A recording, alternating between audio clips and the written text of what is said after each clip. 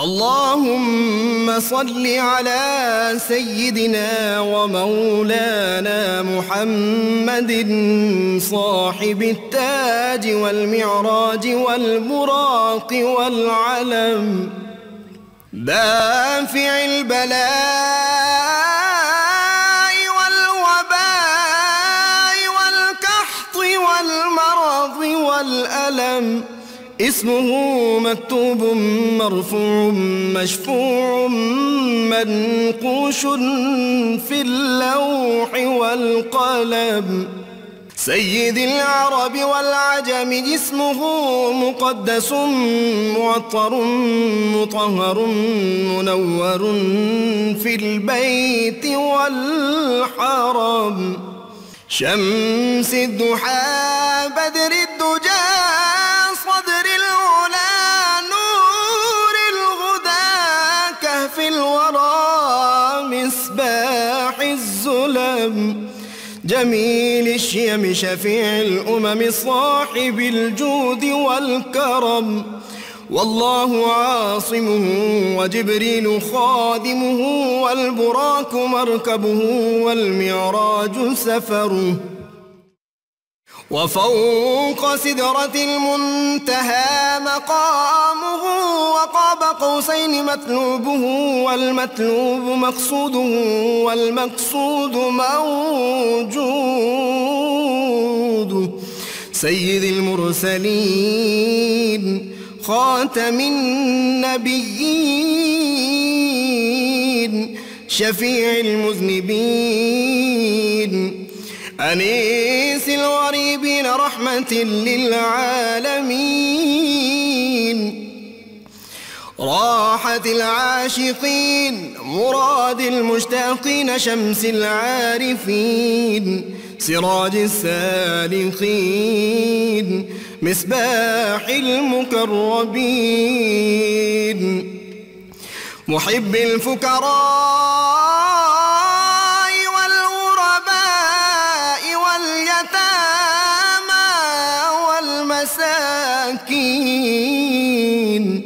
سيد الثقلين نبي الحرمين إمام القبلتين وسيلتنا في الدارين صاحب قاب قوسين محبوب رب المشرقين ورب المغربين جد الحسن والحسين مولانا ومولى الثقلين سيدنا أبي القاسم محمد بن عبد الله نور من نور الله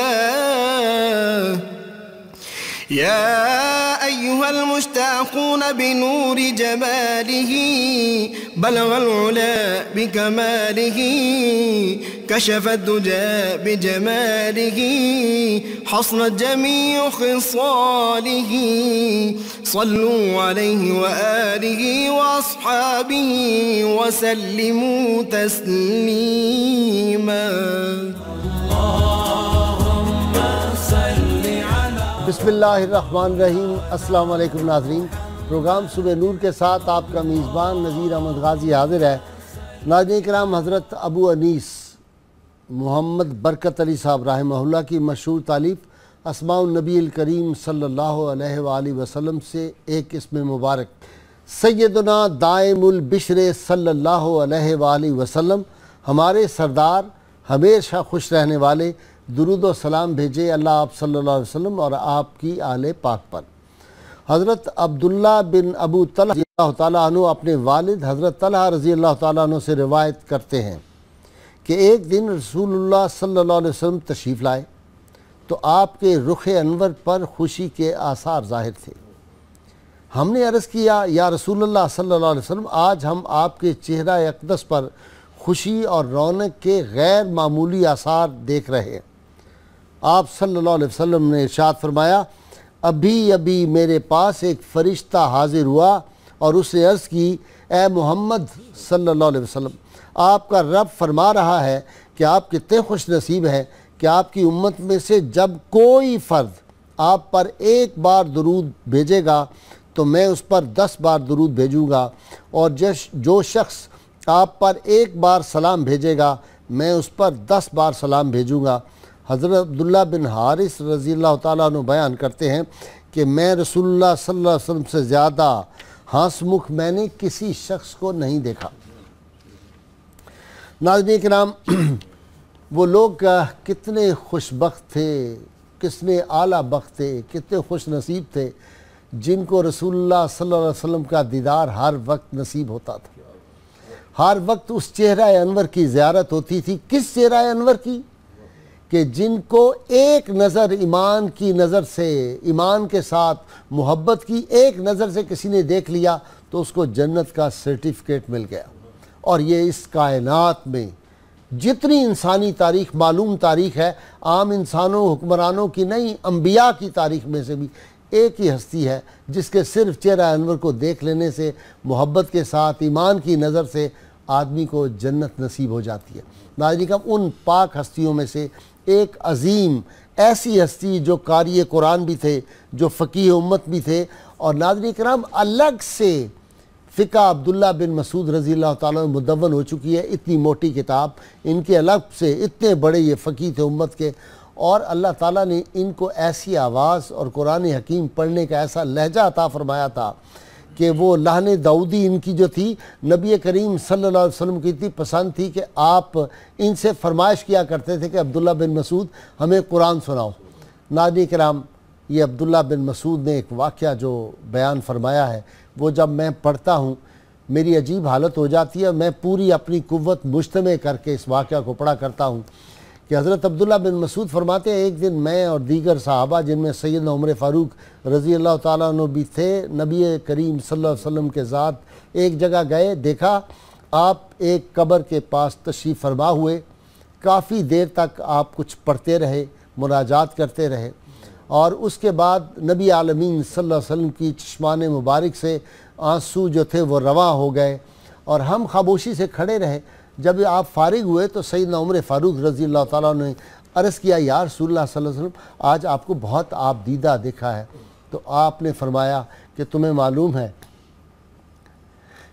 یہ قبر میری والدہ کی قبر ہے اور میں اس لیے یہاں پہ بیٹھا ہوا پڑھ رہا تھا۔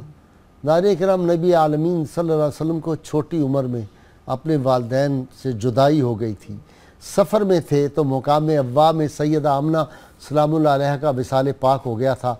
اس وقت کیا کیفیت ہوگی اس ننھی معصوم جان کی، اور پھر جب اللہ تعالیٰ نے اتنے عروج اور اتنا بلند مقام دے دیا کہ دنیا کی تاریخ میں سارے نبیوں میں سے کسی کو وہ مقام نہیں مل سکا، اور یہ مقام کیسا ملا کہ 1,24,000 یا کم و بیش انبیاء کرام یہ آرزو کرتے رہے کہ کاش ہم محمد عربی صلی اللہ علیہ وسلم کی امت میں سے ہو جائیں۔ تو وہاں آپ صلی اللہ علیہ وسلم کو بعض لوگوں کا، شارحین کا، بعض جو سیرت نگار ہیں، بعض محدثین نے کہا کہ اس وقت حضور صلی اللہ علیہ وسلم کو یہ خیال آ رہا تھا کہ کاش آج سیدہ آمنہ اپنی ظاہری حالت میں حیات میں ہوتی اور وہ دیکھتی کہ اللہ تعالیٰ نے ان کے بیٹے پہ کتنا کرم کیا ہے، کتنی عظمتیں، رفتیں، اور کیسے ان کو جان نثار جو ہیں وہ اللہ تعالیٰ نے عطا کیے۔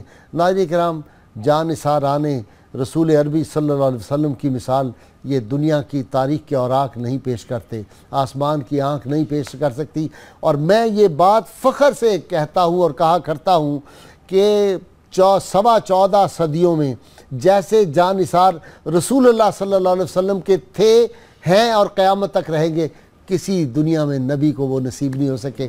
آج اس عاشق رسول حضرت عبداللہ بن مسعود رضی اللہ تعالیٰ عنہ کا ذکر پاک ہم کر رہے ہیں۔ میرے ساتھ اس پاک ذکر میں شریک جو شخصیات ہیں ان میں صوفی باصفا، کئی ایم اے کر رکھے ہیں، بہت علمی شخصیت، اور سب سے بڑھ کے اس دور میں ایک بڑے صوفی اور عاشق رسول جناب علامہ منیر یوسفی۔ علامہ صاحب بہت شکریہ، آپ کے ساتھ ہلکا بات لینے تھے، آپ نے منع فرما دیا۔ جی میرا چاہتا ہے، میری آپ سے محبت اس طرح کی۔ ناظرین کرام، ان کے ساتھ دوسرے مہمان مفتی سید صابر حسین صاحب، قدیم و جدید دونوں علوم پہ ماشاءاللہ ان کی بڑی دسترس ہے، احادیث، قرآن حکیم، تفسیر کے ساتھ ساتھ ماڈرن جو اکانومی ہے اس پہ بھی ان کی بڑی گہری نظر ہے. کئی کتابیں انہوں نے لکھی ہیں اسلام سود کے حوالے سے, اسلام کا نظام معیشت. مفتی صابر صاحب آپ کا بھی بہت شکریہ. اور ان کے ساتھ نوجوان اسکالر, اور یہ بھی ماشاءاللہ درجنوں کتابوں کے مصنف ہیں, اور عشق رسول صلی اللہ علیہ وسلم میں ڈوبی ہوئی کتابیں ہیں, علامہ محمد احمد برکاتی. آپ کا بھی برکاتی صاحب بہت شکریہ. علامہ صاحب فقیہ امت, قاری قرآن, عاشق رسول, اور چھوٹی سی عمر میں غلامی رسول میں آ گئے, بہت چھوٹی عمر میں. جی ان کا نام کتنا پیارا ہے, عبداللہ بن مسعود رضی اللہ تعالیٰ عنہ. کنیت ان کے ہے ابو عبد الرحمن. سبحان اللہ. اور بچپنے میں ہی چھوٹی عمر میں ان کا کلمہ پڑھ لیا, اور فطرتی طور پر یہ سنجیدہ, متواضع اور امانت دار تھے. سبحان اللہ. اور یہ جس ماں کو یہ بیٹا ملا, آج اس ماں کا بھی نام یہاں نشر ہو رہا ہے. قیامت تک نام چمکے گا, روشن رہے گا, اور اولیاء امت ادب سے ہاتھ باندھ کے ان کا نام سن کے کھڑے ہو جاتے. اور اتنی ان کی اللہ تعالیٰ کی طرف سے عطا تھی کہ امانت دار بڑے زبردست تھے. حالانکہ یہ ایک کافر کے بکریوں کے نگہبان تھے, ٹھیک, تو وہاں سے جناب سیدنا صدیق اکبر رضی اللہ عنہ اور امام الانبیاء علیہ السلام گزرے, تو کہا عبداللہ کسی بکری کا دودھ تو پلاؤ. کہا حضور یہ کسی کی امانت ہے, میں امانت دار, میں نہیں کر سکتا, اجازت نہیں لی مالک سے. تو آپ نے فرمایا ایسی بکری دکھاؤ جو دودھ نہ دیتی ہو. تو پھر آپ صلی اللہ علیہ وسلم وہ نورانی ہاتھ جس سے پانی کے چشمے جاری ہوتے ہیں, سر کو لگ جائے تو بال سفید نہیں ہوتے, کپڑے کو لگ جائے کپڑا جلتا نہیں ہے, اور اگر کوئی عبداللہ بن عتیق رضی اللہ عنہ کسی گستاخ رسول قتل کرتے ہیں اور آتے ان کی پنڈی ٹوٹ جاتی ہے, اس پر ہاتھ پہ پنڈی جڑ جاتی ہے, سید علی المرتضیٰ کی آنکھ صحیح ہو جاتی ہے, لعاب دہن لگاتے ہیں انگلی سے. تو آپ صلی اللہ علیہ وسلم کنویں میں ڈال دیں, کنواں میٹھا ہو گیا, کھارا پانی میٹھا ہو گیا, اور خالی کنواں جو ہے وہ پانی سے بھر گیا. اور حضرت جابر بن عبداللہ انصاری کا 5 بندوں کا کھانا 1500 کھا گیا, اور کہتے خدا کی قسم اگر 1.5 لاکھ بھی ہوتے تو کھانا کوئی نہ ختم ہوتا. کیوں جناب ابو ہریرہ, کیسا تھا وہ جام شیر جس سے 70 صاحبوں کا دودھ سے اس کو بھی پیالے کو بھی ہاتھ لگا تھا اور فیض جاری ہو گیا تھا. تو آپ نے اس بکری پر پیار سے ہاتھ رکھا تو اس کے تھن نیچے آ گئے, اور آپ صلی اللہ علیہ وسلم خود دودھ دھویا, اور جناب صدیق اکبر کو فرمایا پیالہ لاؤ, میں اس بکری کے سموں پہ قربان ہو جاؤں. کیا شان ہے, جس کے تھنوں کو رسول اللہ صلی اللہ علیہ وسلم آپ نے ہاتھ لگایا تو تھن نیچے آ گئے. اور صدیق اکبر رضی اللہ عنہ ایک پتھر کا پیالہ لیا جس میں گہرائی تھی, اس میں ہم دودھ دھویا, اور آقا صلی اللہ علیہ وسلم خود نوش فرمایا, اور صدیق اکبر رضی اللہ عنہ کو پلایا, اور پھر وہ اپنا دودھ پیا ہوا جھوٹا مبارک, وہ جناب پہلے سیدنا صدیق اکبر کو پلایا, پہلے ان کو پلایا نا, پھر اس کے خود پیا, ہاں, پھر اس کے بعد جناب حضرت عبداللہ بن مسعود کو پلایا, اور وہ دودھ اترنے کی دیر تھی, دل نور و نور ہو گیا, اور آپ نے کلمہ پڑھ لیا, حضور صلی اللہ علیہ وسلم کی غلامی میں آ گئے. اور اس دودھ کا اتنا اثر تھا کہ جب تک زندہ رہے ہیں اس کے مصطفیٰ میں زندہ رہے ہیں, اور کوئی ایسا ان سے کلمہ صادر نہیں ہو رہا جس سے پتہ چلے کہ انہوں نے لاپرواہی سے بات کی ہے. اور کتب حدیث کے اندر ہر چیپٹر کے اندر آپ کو ان کی حدیث ملے گی, اور اتنا انہوں نے ورک کیا ہے قرآن مجید میں, درود شریف میں, آپ سرکار سے گفتگو میں نے کہا نا, عرض کیا کہ فقہ عبداللہ بن مسعود بالکل الگ ہے. اچھا علامہ صاحب یہ فرمائیں کہ یہ قبول اسلام کا ذرا واقعہ تھوڑا سا ایکسپلین کر دیں. اعوذ باللہ من الشیطان الرجیم, بسم اللہ الرحمن الرحیم. قبول اسلام کے حوالے سے حضرت نے جو فرمایا, جب نبی کریم صلی اللہ علیہ وسلم اس معجزہ کو دیکھا تو آپ نے اسلام کو قبول کر لیا. اور روایتوں میں آتا ہے کہ آپ نے اسلام کو قبول کرنے سے قبل نبی کریم علیہ الصلاۃ والتسلیم سے یہ درخواست بھی کی کہ جو آپ نے کلمات ادا کیے تھے اس معجزے کو دکھاتے وقت وہ مجھے بھی سکھا دیں. تو اللہ کے رسول صلی اللہ علیہ وسلم نے اس موقع پر ایک خوبصورت بات آپ کے لیے ارشاد فرمائی, اور اس کے اثرات آپ کی پوری زندگی میں نظر آئے. وہ کیا کہ آپ نے فرمایا کہ انکا غلام معلم, کہ تم تو ایسے بچے ہو کہ جو پہلے ہی سکھائے ہوئے ہو. یعنی آپ کے اندر جو علمیت تھی نبی کریم علیہ الصلاۃ والتسلیم نے اس کا اظہار بالکل ابتدائے اسلام میں ہی فرما دیا. اور روایتوں میں یہ بھی آتا ہے کہ آپ چھٹے مسلمان تھے, یعنی آپ سے پہلے 5 لوگوں نے صرف اسلام کو قبول کیا تھا. یہی وجہ ہے مبشرہ میں سے ہو گئے, نہیں عشرہ مبشرہ میں سے نہیں تھے, لیکن السابقون الاولون میں سے تھے, جن کو ہم قدیم الاسلام بھی کہتے ہیں. اور السابقون الاولون کی تعریف قرآن مجید کے اندر اللہ جل شانہ نے بھی فرمائی ہے. یہ ہجرت کے دوران ہوئے مسلمان؟ نہیں, آپ صلی اللہ بالکل ابتدائی اسلام میں جب آپ نے تبلیغ اسلام کا سلسلہ شروع فرمایا تو جیسا میں نے آپ کو عرض کیا کہ 5 لوگوں نے اسلام قبول کیا تھا, اور چھٹے نمبر پہ آپ تھے. نبی کریم صلی اللہ تعالیٰ علیہ وسلم کی معیت آپ کو بہت زیادہ نصیب ہوئی. آپ خود فرماتے ہیں کہ میں نے کم و بیش 70 سورتوں کی تعلیم، یعنی قرآن مجید کی جو سورتیں ہیں ان میں سے 70 سورتوں کی تعلیم ڈائریکٹلی نبی کریم صلی اللہ علیہ وسلم سے حاصل کی، اور قرآن کی کوئی آیت ایسی نہیں ہے کہ جس کے بارے میں مجھے یہ علم نہ ہو کہ یہ کہاں اور کس موقع پر نازل ہوئی ہے. تو اس قدر قرآن کا علم رکھتے تھے. یہی وجہ ہے کہ رسول پاک صلی اللہ تعالیٰ علیہ وسلم نے اپنی ایک حدیث مبارک میں ارشاد فرمایا کہ اگر کوئی یہ چاہتا ہے کہ وہ قرآن مجید کو اسی طرح پڑھے کہ جس طرح وہ نازل ہوا ہے، تو اس کو چاہیے کہ وہ عبداللہ بن مسعود رضی اللہ تعالیٰ عنہ سے قرآن کو پڑھے. تو یہ بھی بہت بڑا مرتبہ ہے آپ کا. نالین پاک رسول اللہ صلی اللہ علیہ وسلم کے ہر وقت یہ اپنے ساتھ رکھتے. جب آپ صلی اللہ علیہ وسلم نالین پاک میں سے اپنا پایا اقدس نکال لیتے تو یہ نالین پاک کو پکڑے سینے سے لگائے رکھتے تھے.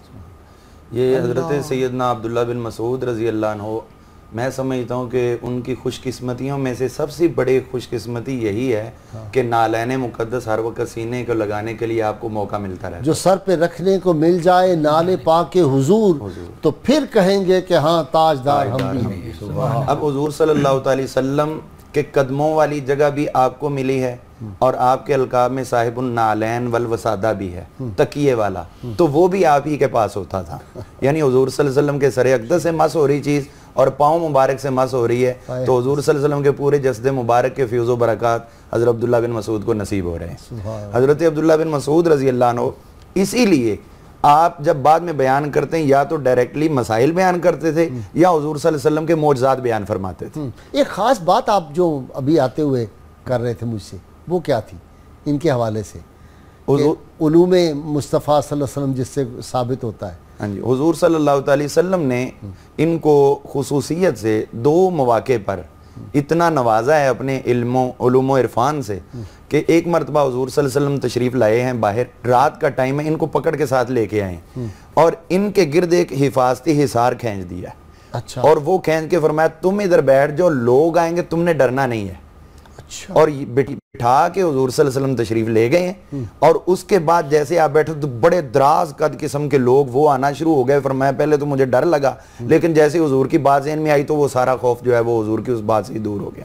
پھر حضور صلی اللہ علیہ وسلم تشریف لائے اور وہاں آ کر آپ نے فرمایا ابن مسعود بیٹھ جاؤ. بیٹھ گئے، ان کے زانوؤں پہ حضور صلی اللہ علیہ وسلم نے اپنا سر اقدس رکھ دیا اور وہاں پر آپ آرام فرما ہو گئے. اب 3 مواقع پہ حضور صلی اللہ علیہ وسلم آرام فرما ہوئے ہیں، اور ان میں حضرت سیدنا ابوبکر صدیق رضی اللہ عنہ وہ غار ثور بھی کسی کو نہیں بھولتا. پھر حضرت مولا علی رضی اللہ عنہ وہ مقام صحابہ کا سورج واپس پلٹانا، یہ خیبر کا واقعہ ہے، خیبر سے واپسی پر مقام صحابہ میں ہوا تھا. اور اس کے بعد اب یہ واقعہ ہے. اب اس میں ایک چیز دوسروں سے دونوں واقعہ سے ہٹ کے ہے، اور وہ یہ ہے کہ وہ کہتے ہیں کہ پھر ایسے لوگ ظاہر ہوئے، تیری مرضی پا گیا سورج پھرا الٹے قدم، اور تیری انگلی اٹھ گئی ماہ کا کلیجہ چر گیا. جی اب وہاں پر یہ ہوا کہ 2 قسم کے لوگ ایسے آئے جو آ کے حضور صلی اللہ علیہ وسلم کے پائے مبارک اور سر مبارک کی طرف جو ہے وہ کھڑے ہو گئے، یعنی جدھر آپ موجود تھے، اور وہ ایک دوسرے سے پوچھنے لگے بھی یہ کون ہے. ایک نے پوچھا تو دوسرے کہتے ہیں یہ وہ ہستی ہیں جن جیسی ہستی اللہ تعالیٰ نے کائنات میں نہیں فرمائی، اور ان کو ایسے غلام عطا کیے ہیں جو کسی اور نبی کو عطا ہی نہیں کیے. تو وہ اس طرح باتیں کرتے ہیں، حضور صلی اللہ علیہ وسلم آرام فرمائے سو رہے ہیں. اس کے بعد جب وہ چلے گئے اس طرح باتیں کرتے ہوئے تو حضرت عبداللہ بن مسعود رضی اللہ عنہ وہاں پر حضور کو عرض کیا حضور اس قسم کے لوگ آئے تھے. تو آپ نے فرمایا تمہیں پتہ نہیں ہے وہ کون لوگ تھے، وہ تو اللہ تعالیٰ کے فرشتے تھے. اور اسی لیے جب آپ نے دیکھا کچھ لوگ حضور کی محبت سے دوسروں کو دور کر رہے ہیں تو آپ نے ان کو ڈانٹا اور فرمایا کہ کننا نعیدو برکت من آیات اللہ، ہم تو اللہ کی آیات یعنی جو حضور کے معجزات ہیں ان کی برکتیں لوگوں کو بتاتے تھے، اور تم آیتیں پڑھ پڑھ کے لوگوں کو دین سے دور کرتے ہو. اور یہ کہتے ہی ساتھ آپ نے بتانا شروع کر دیا اسی وقت. فرمایا کہ ہم حضور صلی اللہ علیہ وسلم کے معجزات دیکھتے تھے، ہم نے دیکھا تھا کہ حضور نے تھوڑے پانی کے اوپر دست مبارک رکھا اور 5 انگلیوں سے چشمے جاری ہو گئے. اور اگلی بات تھوڑی عقائد کے ساتھ بھی ہے. آپ فرماتے ہیں کہ ہم وہ کھانا کھاتے تھے اور وہ کھانا تسبیح پڑھ رہا ہوتا تھا. اللہ، حضور کی موجود میں کھانا کھاتے تھے، کھانا تسبیح پڑھ رہا ہوتا ہے. اب ہم اوپر کھانے کے تسبیح پڑھتے ہیں تو لوگ کہتے ہیں یہ حرام ہو گیا. سبحان اللہ سبحان اللہ. اچھا جی, علمی مقام و مرتبہ ماشاءاللہ سبحان اللہ. عبداللہ بن مسعود آپ رضی اللہ اندازہ تعالیٰ. فرمائیں کہ جو شخصیت ہمہ وقت آپ کے پاس رہتی ہے اور نزول وحی ہو رہا ہے اور قرآن پاک کی صورتیں آیات کس کے حق میں آئی ہیں, کس سلسلے میں آئی ہیں, شان نزول کیا ہے, اور ہر بات ان کی نوٹ کر رہے ہیں, یہاں تک کہ انسان کی پیدائش سے لے کر مرنے تک جتنی احادیث ہیں ان سے مروی ہیں. اور وہ حدیث شریف, وہ جو حدیث آپ نے واقعات ایک دن بیان فرمائے وہ بھی ان سے ہے جی جی, کہ شروع سے لے کر تا قیامت کے واقعات. ہاں, اور پھر آپ صلی اللہ علیہ وسلم نے جو فرمایا نا کہ جب 40 دن بچہ ماں کے پیٹ میں جسٹ ڈراپ آف واٹر ہوتا ہے, پھر after that 40 days clot of blood, پھر آفٹر دیٹ فریش, 40 دن کی جب منزلیں پوری ہو جاتی ہیں تو اللہ تعالیٰ ایک فرشتوں کو بھیجتا ہے ماں کے رحم میں, اور وہ 4 چیزیں لکھ جاتا ہے, عمل, اجل, رزق, آئدری شقی اور سعید. کیا ہوتا ہے اب اس میں, یہ اونلی سی ٹائٹلنگ نہیں ہے, عمل کیا ہے یہ نہیں تھی, عمل اس کو پوری ہسٹری پتہ ہے اس فرشتے کو جس نے لکھی ہے. اچھا, ہاں, اجل کا پتہ ہے اور اس کے رزق کا پتہ ہے, اس نے کتنا رزق کھانا ہے, اور پھر شقی ہے یہ سعید ہے. اس کے راوی جناب عبداللہ بن سعید رضی اللہ تعالیٰ عنہ ہیں, عبداللہ بن مسعود رضی اللہ عنہ.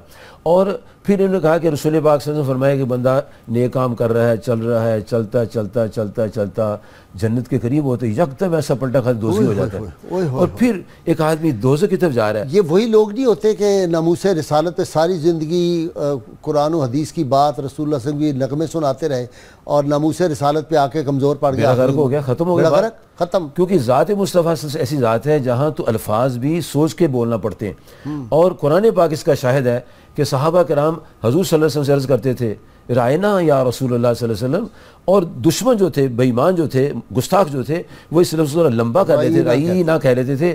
تو اللہ پاک نے فرمایا پیارے محبوب صلی اللہ علیہ وسلم کے غلاموں, یا الذین لا تقولوا رائنا وقولوا انظرنا, اب آئندہ سے تم نے رائنا نہیں کہنا بلکہ کہنا ہو ذرا نظر کرم یا رسول اللہ, تاکہ کوئی اس کو چینج نہ کر سکے. نظر کرم فرمائیں. جی مجھے بریک لینی ہے علامہ صاحب. ناظرین اکرام, مختصر سی بریک, اور دیکھیے عشق رسول کی باتیں ہیں, ہمارے ساتھ رہیے.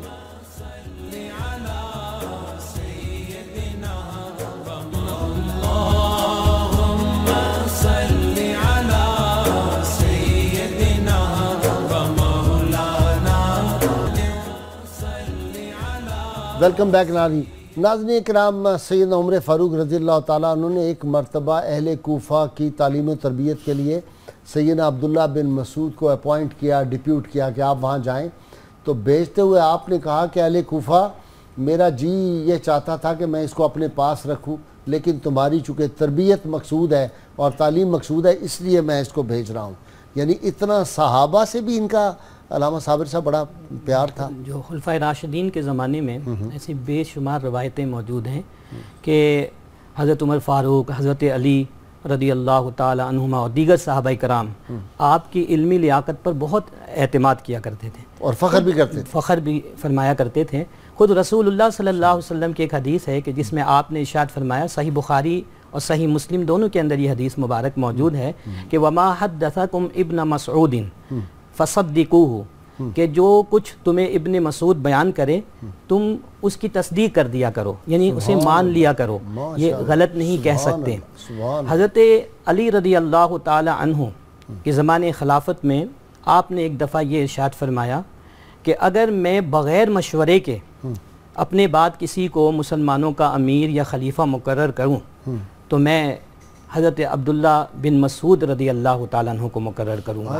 یعنی اس قدر آپ کو اعتماد تھا کہ آپ کو خلیفہ یا امیر مقرر کرنے کے لیے آپ نے فرمایا کہ مجھے مشورے کی بھی ضرورت نہیں, غالباً آپ کی توجہ رسول اللہ صلی اللہ علیہ وسلم کی اسی حدیث مبارک کی طرف تھی. ایک بڑا دلچسپ واقعہ حضرت عمر فاروق رضی اللہ عنہ کے زمانے میں واقعہ جو ہے یہ ہوا کہ ایک دفعہ ایک قافلہ جو ہے گزرا. حضرت عمر فاروق رضی اللہ تعالیٰ عنہ کو پتہ چلا رات کے وقت اس قافلے سے آپ کی ملاقات ہوئی, اندھیرا تھا اور کوئی نظر نہیں آ رہا تھا. آپ نے قافلے والوں سے کہا کہ تم میں کوئی ایسا شخص ہے جو صاحب علم, اس سے میں چند سوالات کرنا چاہتا ہوں. تو قافلے والوں نے اندھیرے میں کسی کو پیش کر دیا. حضرت عمر فاروق رضی اللہ تعالیٰ عنہ نے پہلا سوال یہ کیا کہ تم یہ بتاؤ کہ قرآن مجید کی سب سے عظیم آیت کون سی ہے؟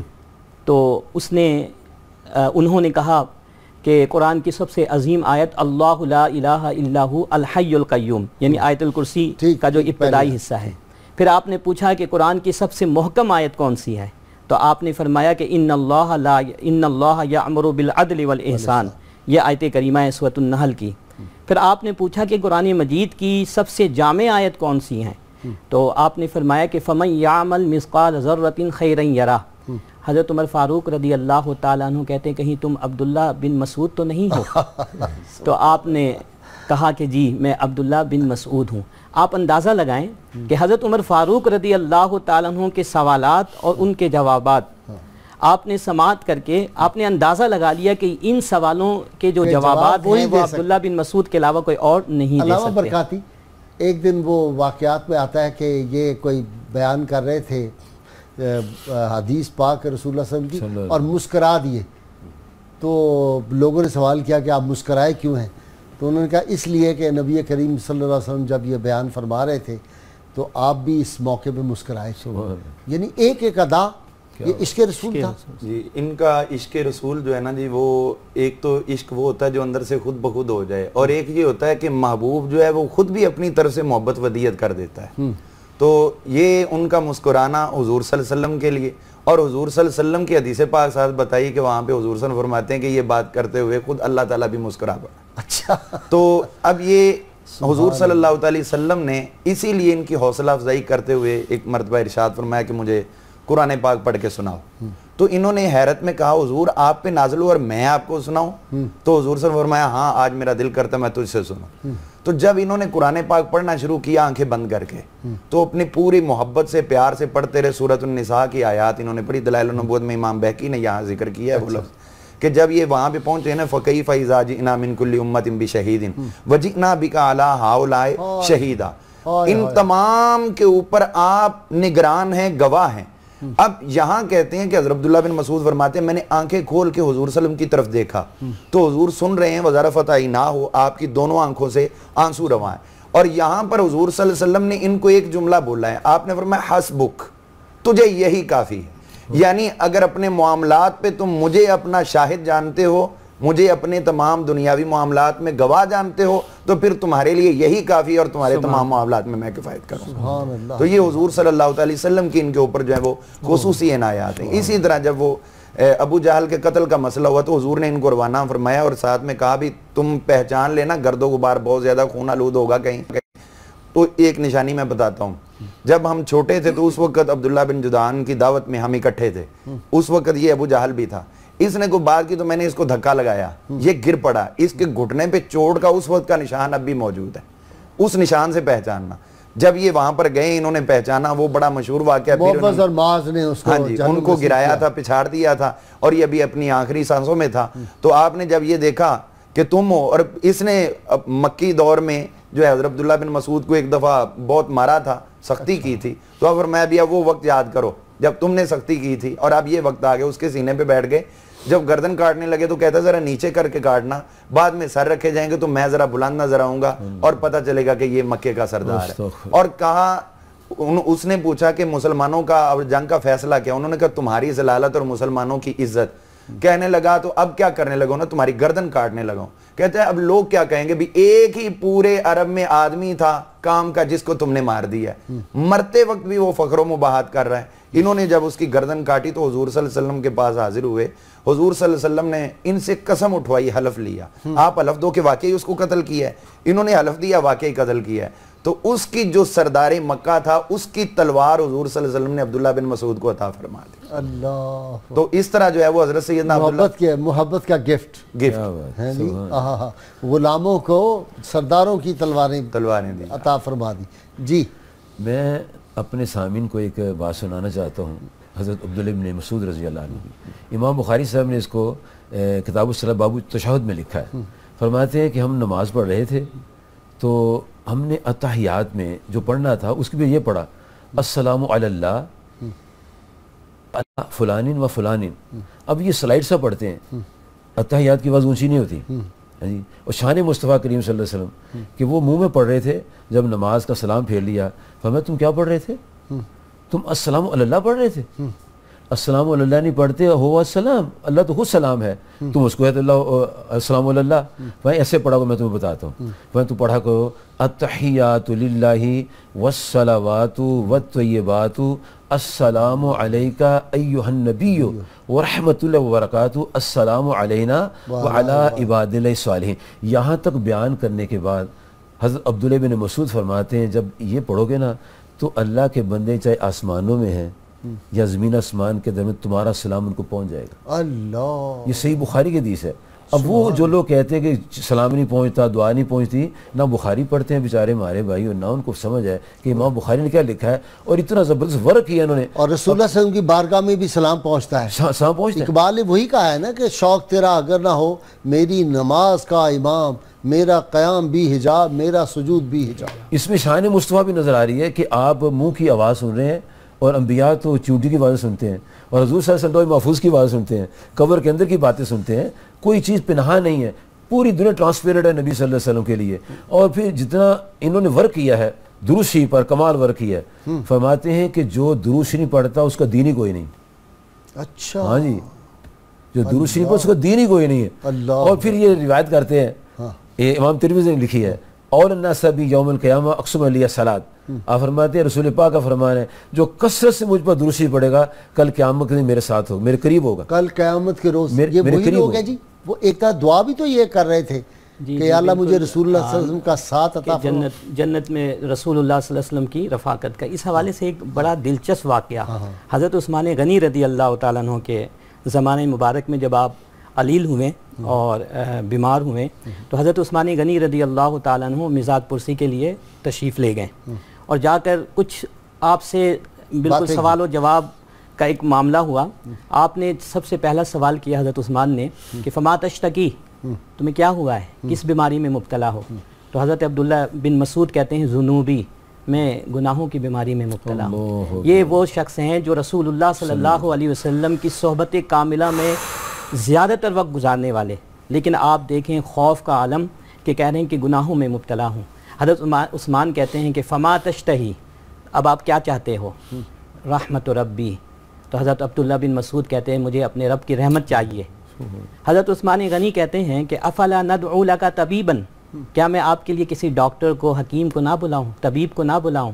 تو آپ نے فرمایا کہ الطبیب امرضنی، میرے طبیب نے ہی تو مجھے بیمار کیا ہے. اشارہ حضرت اللہ رب العزت کی طرف تھا. پھر حضرت عثمان غنی نے ایک پیشکش کی اور فرمایا کہ کیا میں آپ کے لیے ماہانہ جو ہے وظیفہ مقرر کر دوں تاکہ آپ کے دنیا سے رخصت ہو جانے کے بعد آپ کے بچوں کی کفالت ہو سکے؟ تو آپ نے فرمایا کہ اس کی ضرورت نہیں ہے. حضرت عثمان غنی بڑے حیران ہوتے ہیں کہ میں خود آفر کر رہا ہوں، میں خود ان کو کہہ رہا ہوں، لیکن انہوں نے کس بنیاد پر جو ہے اس چیز سے انکار کر دیا. تو حضرت عبداللہ بن مسعود رضی اللہ تعالی عنہ کا رسول اللہ صلی اللہ علیہ وسلم کے فرمان پر یقین اس سے ثابت ہوتا ہے. آپ نے فرمایا کہ میں نے رسول اللہ صلی اللہ علیہ وسلم کو یہ فرماتے ہوئے سنا ہے کہ جو شخص روزانہ سورۃ الواقعہ کی رات میں تلاوت کرے گا اور اپنے بچوں کو اس کی تعلیم دے گا اس گھر میں کبھی بھی فاقہ نہیں ہو سکتا.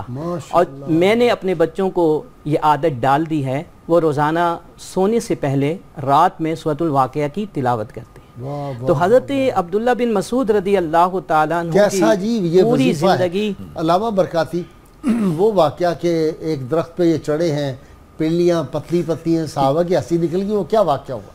وہ آپ مسواک بنانے کے لیے چڑھے تھے ایک درخت پر، تو ہوا چلی تو تہمن جو ہے نا وہ تھوڑا ٹانگوں سے سرکا، تو آپ کی ٹانگیں ذرا پتلی تھیں، بہت دبلے پتلے. ہاں جی دبلے پتلے. تو لوگوں نے اس پہ نا مذاق اڑایا، تمسخر اڑایا. وہ ہنسے ویسے آپس میں جو ان کا طریقہ کار تھا، تمسخر تو نہیں اڑایا ویسے، یعنی وہ خوش دلی سے کہنا چاہیے، خوش طبعی سے. ہاں جی. تو اس میں یہ ہوا کہ جب وہ کھلکھلائے نا تو ان کو ذرا تھوڑا سا نا دل پہ ملال پیدا ہوا.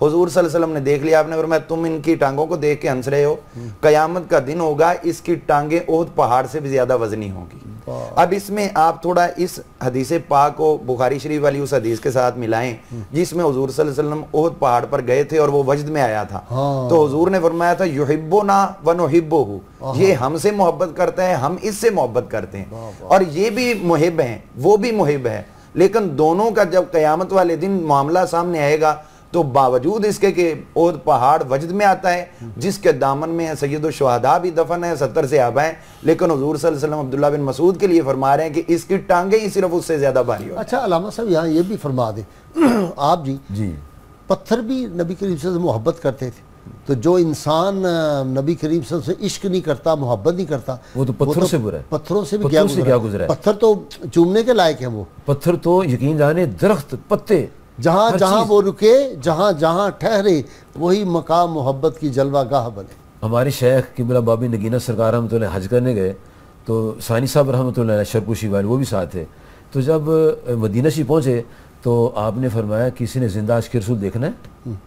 لوگ حیران ہو گئے بھی 64 سال بعد کون زندہ عاشق رسول ہوگا، تو سب کو لے کے احد پہاڑ کے پاس آ گئے، بھائی یہ دیکھو زندہ عاشق رسول ہے، یہ آج بھی ان کی محبت میں روتا ہے۔ 2 گھڑیاں کملی والے نے جتنے بیٹھ کے اسے بہائے سی رات تک دی عربی ماہدہ اج تک غارہ رو کے، غاریں بھی روتی ہیں، پتھر بھی ہوتے ہیں، اور گفتگو اور باقاعدہ پتھر باتیں کرتے ہیں، سنتے بھی ہیں، جو آپ فرماتے ہیں سنتے ہیں، جیسا فرماتے ہیں پر عمل بھی کرتے ہیں، جب جیل کے ہاتھ میں بھی بول جاتے ہیں، بالکل، اور جب وہ ہلتا ہے تو آپ اس کو خطاب کرتے ہیں، اس وہ تو وہ ٹھہر جا، فور رک جاتا ہے، اور پھر اس کو سمجھا رہے ہیں انما الیک نبی و صدیق شہیدان، احد پہاڑ تیرے پر نبی اللہ کھڑے ہیں، صدیق کھڑے ہیں، اور 2 شہید کھڑے ہیں، حالانکہ وہ پھر رہے تھے اور آپ نے پہاڑ کو عقیدہ دیا کہ پہاڑ دیکھو میں بات کیا کر رہا ہوں، یہ شہید ہوں گے۔ پہاڑ نے مانا ہے کتنے برے وہ لوگ ہیں جو پہاڑ سے برے ہیں کہ حضور تو فرمائے کہ اس کا مستقبل یہ ہوگا، ان کو پتہ ہی کچھ نہیں ہے، اور نبی صلی اللہ علیہ وآلہ وسلم کی اتنی محبت ان کے دل میں تھی۔ اور میں عرض کرنا چاہتا ہوں کہ وہ جو سلسلہ عبداللہ بن مسعود نے دیا ہے وہ داتا صاحب مجدد پاک تک چلایا ہے، مجدد پاک بھی حنفی، داتا صاحب بھی حنفی، اور امام ابو حنیفہ رحمۃ اللہ علیہ انہوں نے جتنا سبق اور درس عبداللہ بن مسعود سے لیا ہے، تاریخ اس کی شاہد ہے کہ جو مسائل وہ بیان کرتے ہیں اسی کو امام ابو حنیفہ رحمۃ اللہ بیان کرتے ہیں، اور انہیں امام اعظم کہتے ہیں، اور انہوں نے پلے سے کوئی مسئلہ نہیں گاڑا۔ اچھا جی حضرت عشق رسول کی بات ہی اب چل پڑی، تو وہی عشق رسول ایک ایک ادا نبی کریم صلی اللہ علیہ وسلم سے انتہائی محبت فرماتے تھے، جیسا کہ ابھی تھوڑی دیر پہلے یہ کہا بھی گیا کہ نبی کریم علیہ السلام کے ساتھ سفر میں بھی حضر میں بھی آپ رہتے ہیں، اور آپ کی نالین شریف کو وہ اٹھایا کرتے تھے، آپ کے لیے مسواک کا انتظام فرماتے، وضو کا انتظام فرماتے، انہوں نے بیان فرمایا۔ احادیث کے حوالے سے آتا ہے کہ تقریباً 848 احادیث مبارکہ ان سے مروی ہے، جن میں 64 حدیثیں ایسی ہیں جو صحیح بخاری اور صحیح مسلم کے اندر موجود ہیں، متفق علیہ ہیں، اور اس کے علاوہ دیگر جو احادیث کی کتابیں ہیں ان سب میں آپ کی روایت ہمیں ملتی ہے۔ حضرت عبداللہ ابن مسعود رضی اللہ تعالی عنہ کی ایک خاص بات یہ بھی تھی جو انتہائی ان کے لیے اعزاز کی بات ہے کہ مکہ مکرمہ میں بلکہ خانہ کعبہ میں سب سے پہلے بآواز بلند قرآن مجید کی تلاوت کرنے کا شرف بھی ان کو حاصل ہے۔ جب سورہ الرحمن نازل ہوئی، کن یہ شریک ہوئے جہادوں میں؟ جہاد کی بات کرنے سے ایک تھوڑی سی میری رہ گئی تھی، آپ اجازت دیں تو۔ بسم اللہ۔ وہ یہ ہے کہ حضرت عمر فاروق رضی اللہ عنہ کے پاس ایک شخص شکایت لے کر آیا، اس نے کہا کہ آپ کی چادر جو ہے نا حضرت عبداللہ بن مسعود کی وہ نیچے تک ہوتی ہے۔ اس نے ان کو کہا تو آپ نے فرمایا بھی میرا یہ مسئلہ ہے، میں اس وجہ سے نیچے رکھتا ہوں، لیکن یہ غرور تکبر نہیں ہے۔ اس نے حضرت عمر فاروق رضی اللہ عنہ کو شکایت کی بھی ان کا یہ دیکھیں جناب چادر کہاں تک لے کے جاتے ہیں، حالانکہ آپ وہ ذرا اس چیز کو چھپانے کے لیے اپنی پنڈلیوں، ہاں جی، تو اب حضرت عمر فاروق نے جیسے ہی اس کی بات سنی نا تو اس کو مارنا شروع کر دیا، شکایت کرنے والے کو مارنا شروع کر دیا، اور فرمایا تمہیں شرم نہیں آتی کہ تم ابن عبد کے بارے میں آ کے مجھے شکایت کر رہے ہو؟ وہ جو کچھ بھی کرتے ہیں وہ دین کے مطابق ہوتا ہے، اور ان کے بارے میں کوئی شکایت نہیں کرنی۔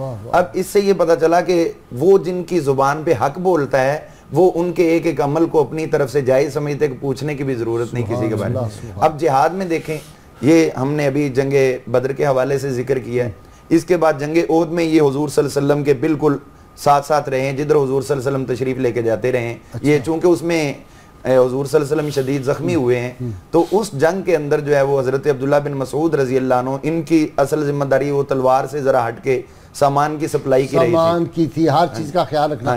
میں نے جی ایک بریک مختصر سی لینی ہے علامہ صاحب۔ ناظرین کرام مختصر سی بریک اور یہ ذکر جاری رہے گا، ہمارے ساتھ رہیے گا۔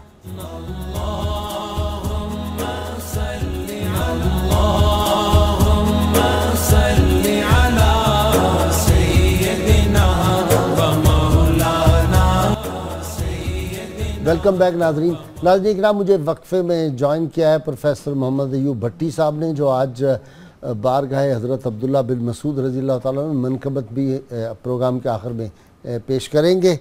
اور اب وقت ہو گیا ہے کتاب الشفا سے نسخے کا، رنج و غم سے نجات کا یہ وظیفہ ہے۔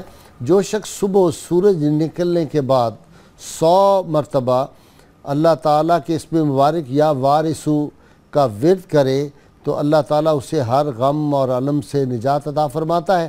شرط یہ ہے کہ اول و آخر 11 مرتبہ کوئی بھی درود پاک جو آپ کو آتا ہو وہ آپ پڑھیں۔ اور سیدنا علی المرتضیٰ کرم اللہ وجہہ فرماتے ہیں، لوگوں کے ساتھ احسان کرنا بہت اعلیٰ درجے کی نیکی ہے۔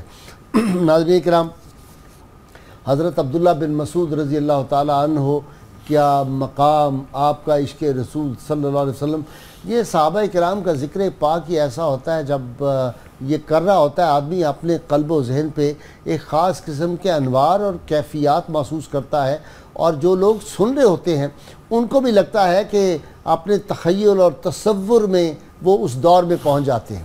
وہ جو علامہ اقبال کہا کرتے ہیں، اگر چاہوں تو نقشہ کھینچ کر الفاظ میں رکھ دوں، مگر تیرے تخیل سے فزوں تر ہے وہ نظارہ۔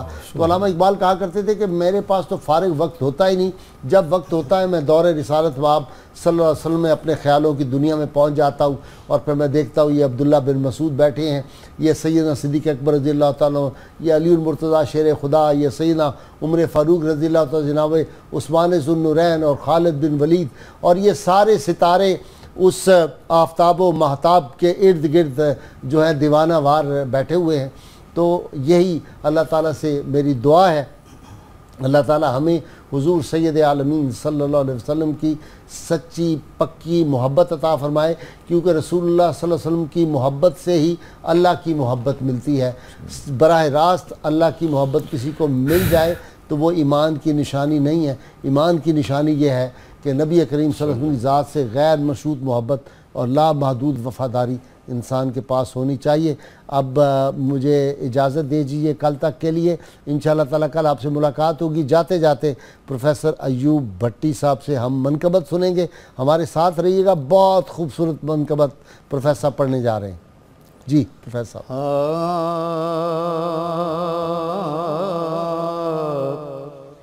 بزم نبی کا نیر تاباں، بزم نبی کا نیر تاباں ہے عبداللہ بن مسعود،